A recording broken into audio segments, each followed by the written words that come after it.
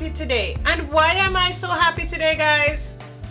Money cannot buy happiness, but a broken pocketbook cannot take you to the supermarket.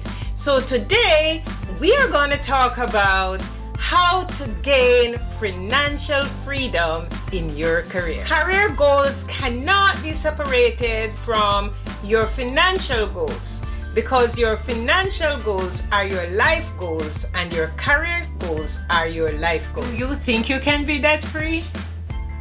Do you think you can be mortgage free?